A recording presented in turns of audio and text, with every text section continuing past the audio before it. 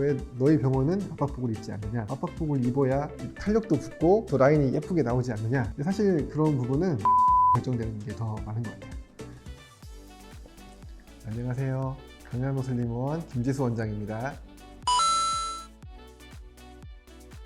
많이 힘들다고 말씀하시는 것 같아요. 저희 병원에 오시는 환자분들 중에 우리 병원 왜 오셨나요? 병원이 엄청 많은데 저희 병원 뭐 때문에 오셨나요? 이렇게 물어보면 또 세 가지를 말씀하시는데, 처음에는 수술 방법이 다르다, 그래서 좀 부작용이 적을 것 같다라고 하시고, 두 번째는 압박복을 안 입어서 진짜로 그런지 한번 상담 받으러 왔다, 세 번째는 흉터가 작아서 왔다 말씀하시는데, 압박복은 이제 안 입어보신 분들은 전혀 뭐 생각 자체를 못 하시거든요. 있는지도 몰라요. 압박복 때문에 오시는 분들은 다른 병원에서 한번 수술해보셨던 분들이 주로 압박복 때문에 오시는 것 같고, 저도 생각을 해보면은 수술하고 부어있는데 꽉 끼는 옷을 입고 하루 종일 있는다는 게 너무 불편하잖아요. 뭐 심지어는 본인이 못 벗어요. 그래서 주변에서 벗겨줘야 되고, 입을 때도 입혀줘야 되는 경우도 있어요.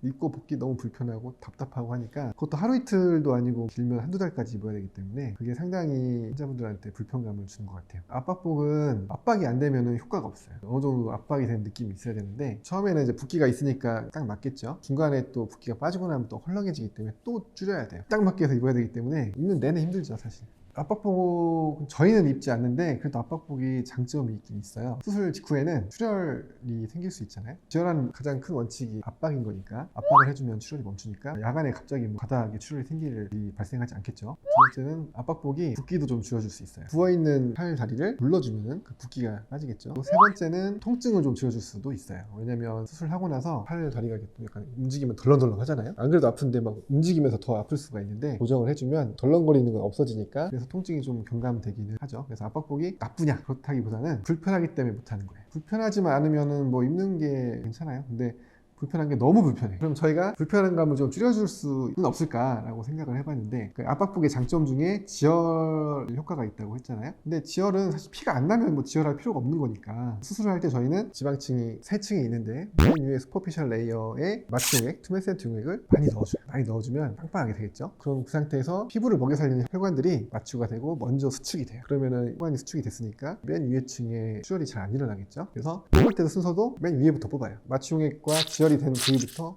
뽑고, 그 다음에 한 바퀴 돌고 오면 투메센트 용액이 중간층으로 내려가 있어요. 그때 중간층을 또 뽑으면 중간층은 또 지혈이 다 돼 있을 거잖아요. 혈관 수축이 돼가지고 마지막에 수액이 밑에까지 내려와가지고 아래층이 다 지혈 상태가 되면, 그때 마지막에 듬성듬성 뽑아주면은 수액의 움직임과 우리가 뽑는 순서가 비슷하기 때문에 출혈이 거의 일어나지 않고 잘 마무리가 되는 것 같아요. 그러면 지혈 목적으로 압박복을 입지 않아도 되겠죠. 수술 방법 자체가 압박복을 입지 않게 하는 가장 중요한 핵심이죠. 미세 매뉴얼 테크닉은 세 가지의 특징이 있는데, 첫 번째가 2에서 3mm의 얇은 흡입관을 사용하는 마이크로 캐뉼라를 사용해야 되고, 두 번째로 바이브레이션을 사용하지 않고 매뉴얼 테크닉으로만 수술을 진행해야 되고, 세 번째는 매뉴얼로만 하지 않고 어시스트들이 몸을 들어주고 받쳐주고 피부를 당겨주는 상태에서, 평평한 상태에서 평평하게 뽑는 팀 수술제를 해줘야 진정한 의미의 미세 매뉴얼 테크닉이 됩니다. 미세 매뉴얼 테크닉의 장점은, 첫 번째는 일단 안쪽이 매끈하게 뽑혀있기 때문에 단기적인 부작용이 적게 생기는 것이 가장 큰 장점인데, 부수적으로 출혈이 많이 생기지 않기 때문에 압박복을 입지 않아도 되고요.